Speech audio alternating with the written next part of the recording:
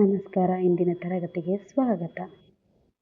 ಇವತ್ತಿನ ತರಗತಿಯಲ್ಲಿ ನಾವು ಯಕ್ಷಗಾನದ ಬಗ್ಗೆ ತಿಳಿದುಕೊಳ್ಳೋಣ ಹಾಗೂ ಪಾತ್ರಧಾರಿಗಳೊಂದಿಗೆ ಇಲ್ಲಿಗೆ ಆಗಮಿಸುತ್ತಾರೆ. ಮಲೆನಾಡು ಮತ್ತು ಕರಾವಳಿ ಪ್ರದೇಶ ಅಂದ ತಕ್ಷಣ ನೆನಪಾಗುವುದೇ ಹಚ್ಚ ಹಸಿರು. ಕಾಡು ಕಡಲ ತೀರದ ಮಲೆನಾಡು ಹಚ್ಚ ಹಸಿರು. ಅದಕ್ಕೂ ಮೀರಿ ಇಲ್ಲಿ ಒಂದು ವಿಶೇಷತೆ ಇದೆ. ಯಕ್ಷಗಾನ ಅಂದರೆ ಸಾಕು, ದೂರದ ಊರಿನಿಂದ ತೆರಳಿ ಇದನ್ನು ವೀಕ್ಷಿಸುವ ಒಂದು ಅಭಿನಯವನ್ನು ವರ್ಗವನ್ನು ನಾವು ಇಂದಿಗೂ ಕರಾವಳಿನ ಮಧ್ಯ ಮಲೆನಾಡಿನ ಕೆಲವು ಭಾಗಗಳಲ್ಲಿ ನೋಡುತ್ತೇವೆ.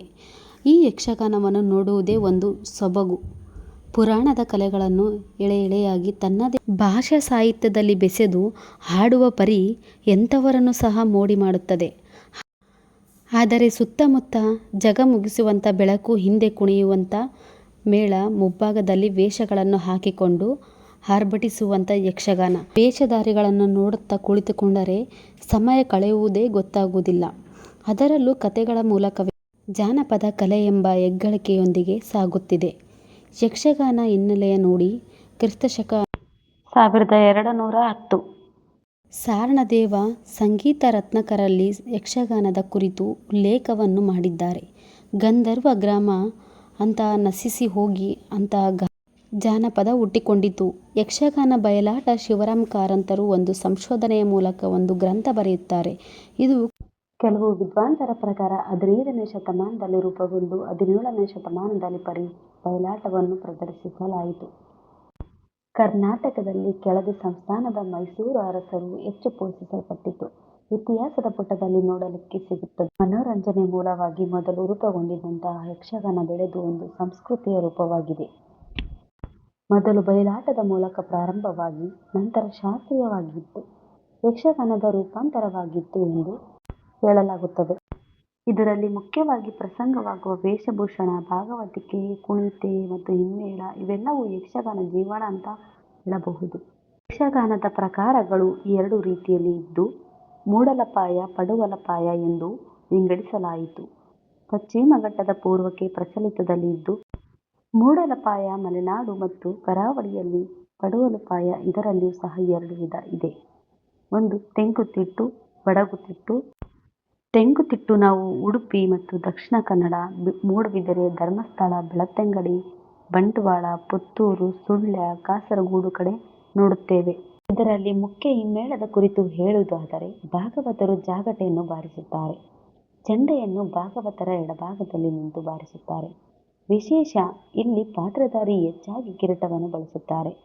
ನೋಡಲು ಕೇರಳದ ಕಥಕ್ ಕೃತಿ ಹೋಲುತ್ತದೆ. ಮಾತುಗಾರಿಕೆ, ಕುಣಿತ ಎಲ್ಲವೂ ಇರುತ್ತದೆ. ಬಡಗುತಿಟ್ಟು ಯಕ್ಷಗಾನ ಉಡುಪಿಯಿಂದ ಉತ್ತರಕ್ಕೆ ಅಂದರೆ ಉತ್ತರ ಕನ್ನಡ, ಶಿವಮೊಗ್ಗ, ಉಡುಪಿ ಕೆಲವೊಂದು ಊರುಗಳಲ್ಲಿ ಕಾಣಬಹುದು. ಬಡಗುತಿಟ್ಟಿನಲ್ಲಿ ನೃತ್ಯದ ಅಂಗೀಕ ಅಭಿನಯ ಪ್ರಧಾನವಾಗಿತ್ತು. ಇಲ್ಲಿ ವಾದ್ಯ ಚೆಂಡೆ, ಮದ್ದಳೆಗಳನ್ನು ಬಳಸುತ್ತಾರೆ. ಚೆಂಡೆ ವಾದಕರು ಕುಳಿತು ಚೆಂಡೆಯನ್ನು ಬಾರಿಸುತ್ತಾರೆ. ಅಲ್ಲದೆ ಬಡಗುತಿಟ್ಟು ಹೆಚ್ಚಾಗಿ ವೇಷಭೂಷಣ ತಕ್ಕ ತಿಟ್ಟಿನ ರೀತಿಗಿಂತ ತುಂಬ ವಿಭಿನ್ನವಾಗಿರುತ್ತದೆ. ಇಲ್ಲಿ ಹೆಚ್ಚಾಗಿ ಪಗಡೆ, ಮುಂಡಾಸು ಬಳಸುತ್ತಾರೆ. ತೆಂಕುತಿಟ್ಟು ಮತ್ತು ಬಡಗುತಿಟ್ಟಿನ ಮೂಲ ಅಂದರೆ ಅಲ್ಲಿ ಬಳಕೆಯಾಗುವ ವೇಷಭೂಷಣ, ಮುಖವರ್ಣಿಕೆ, ಹಿಮ್ಮೇಳದ ಆದರೆ ಮೇಲೆ ಇದನ್ನು ವಿಂಗಡಿಸಲಾಗಿದೆ. ಕರಾವಳಿ ಮತ್ತು ಮಲೆನಾಡಿನ ಭಾಗದಲ್ಲಿ ಯಕ್ಷಗಾನವನ್ನು ಬಯಲಾಟ ಕೂಡ ಎಂದು ಕರೆಯುತ್ತಾರೆ. ತಾಳಮದ್ದೇಳ ಇದು ಸಹ ಕರಾವಳಿ ಮಲೆನಾಡು ಭಾಗದಲ್ಲಿ ಕಂಡುಬರುವಂತಹ ಯಕ್ಷಗಾನ. ಇನ್ನೊಂದು ಪ್ರಕಾರ ಇಲ್ಲಿ ಕುಣಿತಗಳು, ವೇಷಭೂಷಣ ಹಾಕಿಕೊಂಡಿರುವ ಪಾತ್ರಧಾರಿಗಳು ಇರುವುದಿಲ್ಲ. ಇಲ್ಲಿ ಹಿಮ್ಮೇಳ ಮತ್ತು ಭಾಗವತಿಕೆಯ ಮಾತುಗಾರಿಕೆ ಇವು ಅಷ್ಟೇ ಇಲ್ಲಿ ಪ್ರದರ್ಶನವಾಗುತ್ತದೆ. ಇಲ್ಲಿ ಭಾಗವತರು ಹಾಡುಗಾರಿಕೆ, ಕಥಾನಕವನ್ನು ಹಾಡುತ್ತಾರೆ. ಅದರ ಅರ್ಥವನ್ನು ಅಲ್ಲಿ ಕುಳಿತಿರುವಂತಹ ಇನ್ನೊಬ್ಬರು ಹಾಡಿನ ಅರ್ಥವನ್ನು ತಮ್ಮ ಮಾತುಗಾರಿಕೆಯ ಮೂಲಕ ತಿಳಿಸುತ್ತಾ ಹೋಗುತ್ತಾರೆ. ಯಕ್ಷಗಾನದ ಮೂಲವಾದ ಅಂತಹ ಕರಾವಳಿ ಪ್ರದೇಶದ ತನ್ನದೇ ಆದ ಭಾಷೆ, ಕಲೆ, ಸಂಸ್ಕೃತಿಯನ್ನು ಇದ್ದು ಅದನ್ನು ಸಾಂಪ್ರದಾಯಿಕವಾಗಿ ಪ್ರಸರಿಸುತ್ತಾ ಬಂದಿದೆ. ಇಂತಹ ಡಿಜಿಟಲ್ ಯುಗದ ನಡುವೆಯೂ ತನ್ನ ಆಚಾರ ವಿಚಾರ ಕಾಪಾಡಿಕೊಂಡು ಬಂದ ಸುಲಭವಾದ ಮಾತು ಅಲ್ಲ. ಮೊದಲು ಹಳ್ಳಿಗಳಲ್ಲಿ ನಡೆಯುತ್ತಿದ್ದ ಯಕ್ಷಗಾನ ಕಲೆ ಇಂದು ಒಂದು ಉದ್ಯಮವಾಗಿ ಸಹ ಮಾರ್ಪಟ್ಟಿದೆ. ಕರಾವಳಿ ಮಲೆನಾಡು ಭಾಗದ ಮೂಲ ಕಲೆಯಾದ ಯಕ್ಷಗಾನ ಮುಂದೊಂದು ದಿನ ಯಕ್ಷಗಾನ ವಿಶ್ವದಲ್ಲಿ ಕಾಣಬಹುದು ಎಂಬ ಆಸೆ ಇದೆ. ಯಕ್ಷಗಾನದ ಪ್ರಮುಖ ಪ್ರಸಂಗಗಳನ್ನು ತಿಳಿದುಕೊಂಡಿದ್ದೇವೆ. ವಿದ್ಯಾರ್ಥಿಗಳೇ, ಇವತ್ತಿನ ತರಗತಿಯಲ್ಲಿ ನಾವು ಯಕ್ಷಗಾನದ ಬಗ್ಗೆ ತಿಳಿದುಕೊಂಡಿದ್ದೇವೆ. ಮುಂದಿನ ತರಗತಿಯಲ್ಲಿ ಇನ್ನಷ್ಟು ಮಾಹಿತಿಯನ್ನು ತಿಳಿದುಕೊಳ್ಳೋಣ. ನಮಸ್ಕಾರ.